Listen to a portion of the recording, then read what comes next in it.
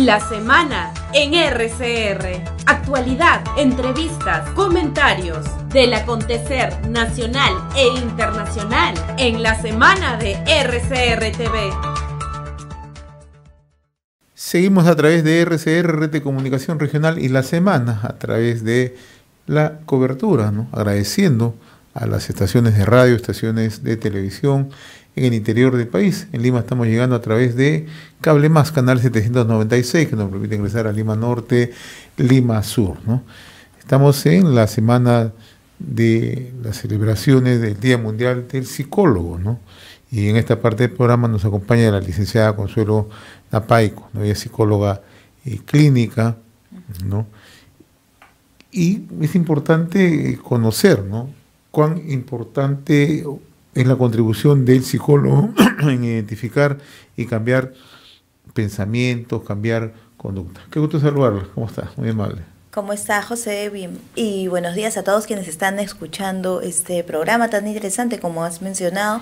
Estamos en la celebración, bueno, primero el 10 de octubre, que ha sido el Día Mundial de la Salud Mental, y luego el 13 de octubre, que se ha celebrado el Día Mundial de los Psicólogos también, en donde es muy importante reconocer esta gran labor que ahora cumplimos, entendiendo que desde esta situación también de la pandemia se han incrementado los casos de situaciones de ansiedad, estrés, depresión, duelos no resueltos, entre otros casos más, afectando pues el aspecto psicológico de toda la población, de todos los ciudadanos, de diferentes etapas, ya sean niños, adolescentes, jóvenes, adultos mayores, pero sobre todo me enfocaría en que los adolescentes han sido los más afectados al haber pasado por esta restricción social, entendiendo que es la etapa en donde debe primar la interacción social.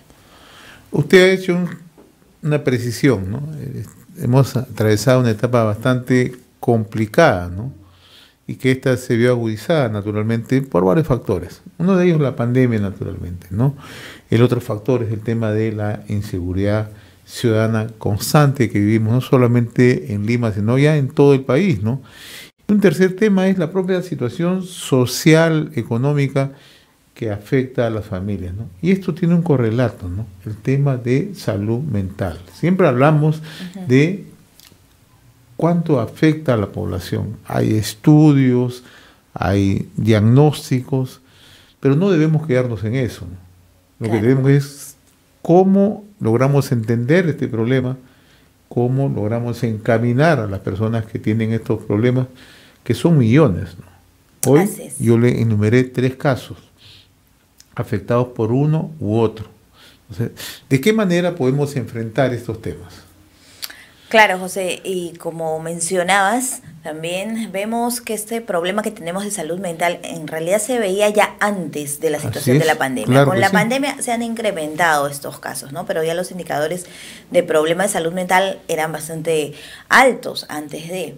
Ahora, la situación de inseguridad ciudadana que comentas definitivamente también ha afectado y afecta, hay un impacto psicológico por ello, ¿no? La gente, las personas presentan ansiedad, tienen temor muchas veces de salir a la calle porque ya está el pensar a que algo les pueda pasar, ¿no? Incluso hay situaciones de traumas ante personas que ya les ha ocurrido situaciones peligrosas y tienen el temor a que les vuelva a ocurrir, ¿no? Los mensajes que escuchan los niños, lo que se ve en la televisión. Entonces todo eso afecta emocionalmente a las personas, ¿no? Entonces ya están con esa ansiedad de por medio que se genera incluso una especie de pánico, de temor colectivo a lo que pueda ocurrir, en donde hay que hacer mucho al respecto. Trabajar mucho acá lo que son las habilidades socioemocionales con los niños, jóvenes, adolescentes, desde los espacios también educativos. Por ejemplo, desde las municipalidades, los gobiernos locales, se deberían de desarrollar programas que ayuden a prevenir situaciones de riesgo. Pero muchas veces no se hace. Claro, no se hace, pero hay que entender que los niños, los jóvenes necesitan esta atención, ¿no? Han sido los más afectados en esta situación también de la pandemia. Y hay un derecho fundamental que se debe de respetar, que es el derecho a la salud mental. Entonces, desde los gobiernos locales tendrían que tener esta responsabilidad grande de poder desarrollar estos programas en función de velar por los derechos de los niños y los adolescentes. Y en este sentido, ver la manera de ayudar también a desarrollar estos programas de desarrollo de habilidades socioemocionales como una medida de prevención a toda la violencia que estamos pasando en nuestra sociedad. Hace unos momentos nosotros conversábamos con una persona que desde hace muchos años realiza un trabajo casi apostolar, ¿no?, en favor de las personas con discapacidad, ¿no? Y uno de los temas que se planteaba, mañana se celebra o se conmemora, mejor dicho, el Día de la Persona con Discapacidad, ¿no?, a nivel mundial. Lo que vemos es que siempre solemos hablar de inclusión, solemos hablar de compromiso, ¿no? Pero eso debería no solamente ser abordado en las fechas o en el momento que se registra una crisis, ¿no? Eso debería ser una política pública. Claro. Entonces, eso no tenemos en el Perú. En el Perú el abordaje que se hace es simplemente circunstancial, de coyuntura. O sea, si hay una crisis, la pandemia nos destapó. La inseguridad ciudadana nos pone nuevamente en una situación de cuadros dramáticos, ¿no? Pero no reaccionamos, ¿por qué? Porque no tenemos una escala de cómo abordarlo desde la prevención y de lo que usted mencionaba, la labor de las instituciones, no solamente de las propias municipalidades, distintas instituciones. No es complicado, lo importante es hacer cumplir normas y que los compromisos que se asuman se realicen en el tiempo, en el espacio y cuando se requiera, ¿no? Claro que sí. Y mira, hay una ley ya que se hace años sobre la ley de inclusión. Incluso tenemos una que también está hace bastante tiempo, la ley 29719, en donde se habla mucho de que debería por lo menos de estar un psicólogo por colegio, ¿no? Por lo menos para incluso ver las maneras adecuadas de favorecer esta inclusión de la que estás hablando, ¿no? En donde se ve tantos casos de bullying justamente con aquellas personas que puedan presentar alguna situación de discapacidad, ¿no? Aquellos chicos que de pronto puedan estar atravesando algún caso de problema tal vez emocional, alguna situación de problema de aprendizaje, incluso chicos que de pronto son superdotados o tienen un nivel de coeficiencia intelectual alto. Siempre los chicos ven de alguna manera cómo descargar sus emociones y a veces fomentan el bullying. Entonces es una situación en donde ahí debería de estar el psicólogo educativo trabajando con ellos, pero muchas veces no se cumple esta ley. Hay colegios nacionales en donde no hay ningún psicólogo. Interesante lo que usted menciona, licenciada Napaico. El tema de la agresión, el tema de bullying, ¿no? A diario vemos que en las pantallas de televisión denuncias lo que ocurre en un colegio en Lima o lo que ocurre en la zona norte del país, ¿no? En Piura es un claro ejemplo. Cito Piura por los hechos permanentes que ocurren, ¿no?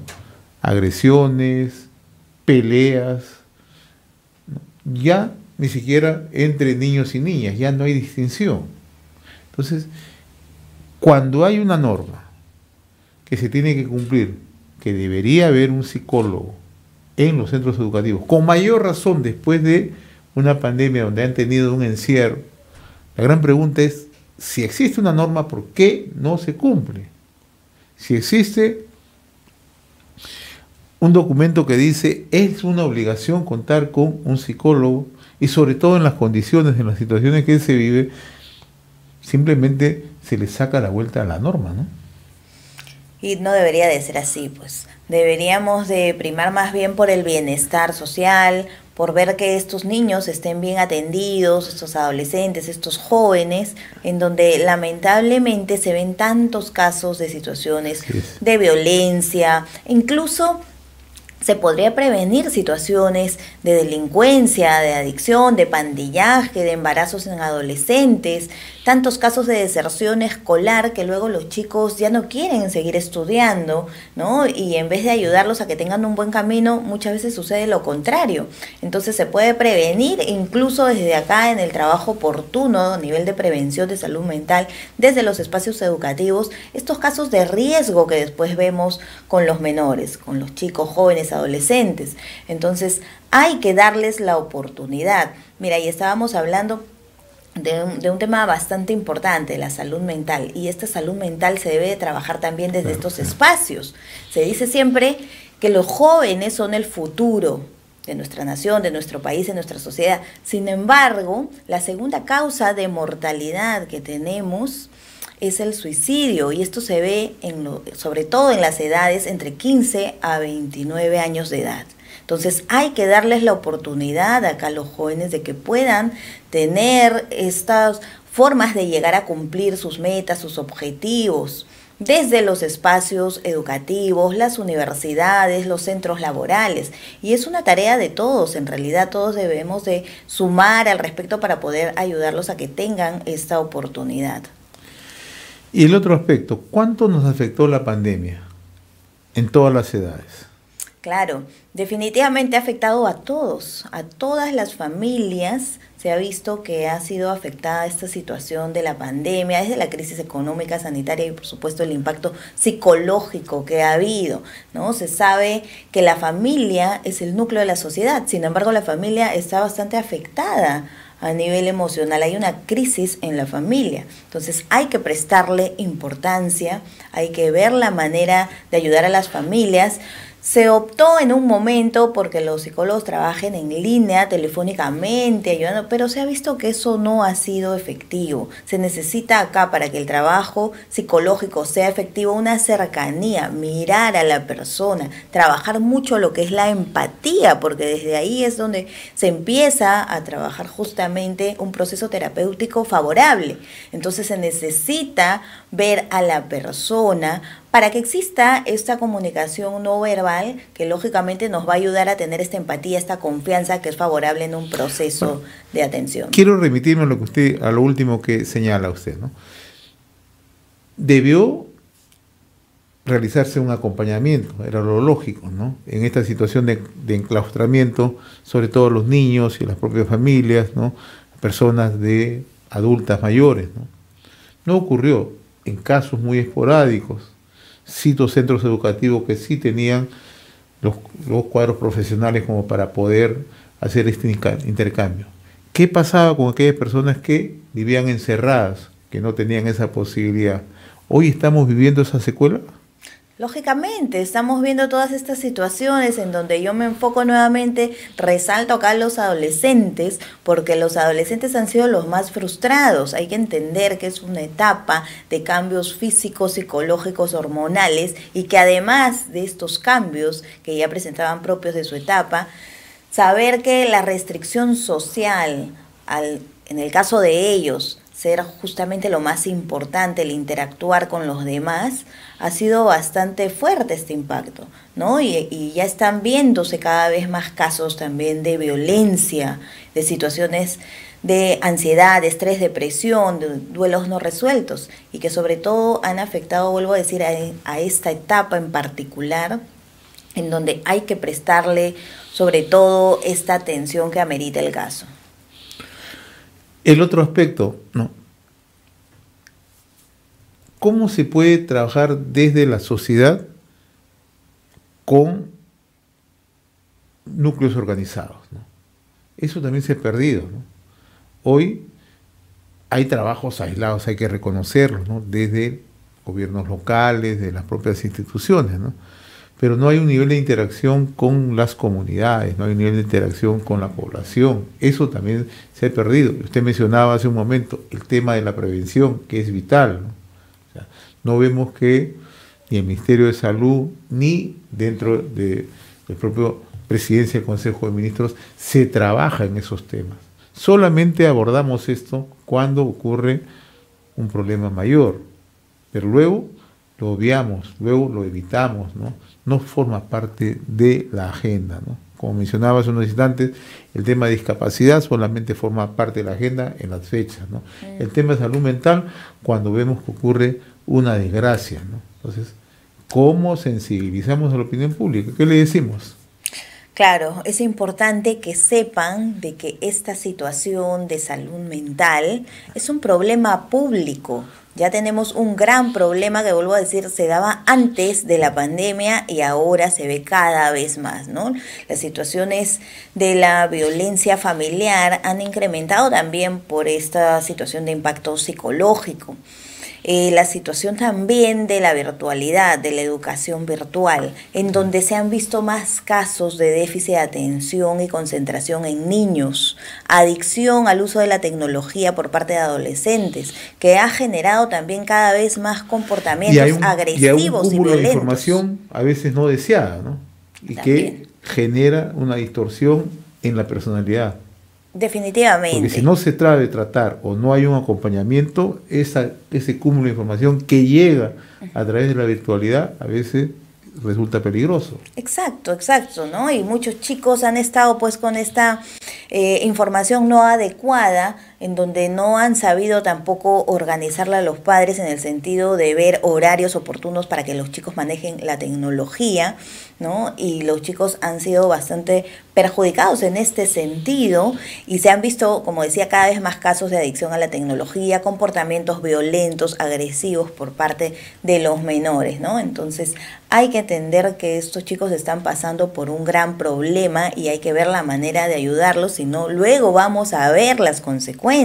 Ahorita tal vez no se está viendo tanto, pero de acá a unos 5 años vamos a ver realmente este gran problema, en donde si tratamos a tiempo estos casos de salud mental, detectando a tiempo justamente lo que les está sucediendo, haciendo una evaluación precisa, ayudándolos oportunamente con su diagnóstico y su tratamiento, podríamos prevenir casos mayores. Incluso a nivel financiero, cuando hay más estos problemas, se incrementan también los gastos. Por otro lado, vemos también que hay un gran riesgo, que es el suicidio, ¿no? Ya he comentado que es la segunda causa de mortalidad, sobre todo en el caso de adolescentes y jóvenes, entonces hay que prevenirlo. Y este es un tema realmente de interés de todos, a todos nos debe de importar, a todas las familias, o sea, definitivamente todos los padres de familia podrían estar más tranquilos sabiendo que sus hijos están bien encaminados, dándoles la oportunidad más bien de desarrollar sus talentos, porque tenemos talentos. Hay talentos en el Perú, entonces hay que encargarnos de desarrollar estos talentos y promocionarlos también. Licenciada Consuelo Napaico, ha sido un gusto conversar con usted. Yo le agradezco la amabilidad de haber compartido esta reflexión, ¿no? Sobre todo en situaciones complejas, difíciles que vivimos, ¿no? Pero también es importante ponerlo en tema de agenda del día a día. Ha sido un gusto conversar con usted, muy amable. Muchas gracias también, José, y espero realmente que los padres de familia, las autoridades también puedan ayudar a estos chicos, a estos jóvenes. Hay que trabajar mucho lo que es el desarrollo de habilidades socioemocionales tan importantes como autoestima, empatía, manejo de emociones, comunicación asertiva, búsqueda de soluciones, resolución de conflictos, el aprender a trabajar en equipo y generar liderazgos positivos, que es lo que tanto necesitamos en nuestra sociedad. Muchísimas gracias. Muy reconocido por su visita, gracias. Hemos presentado La Semana en RCR TV a través del canal 796 de Cable Más.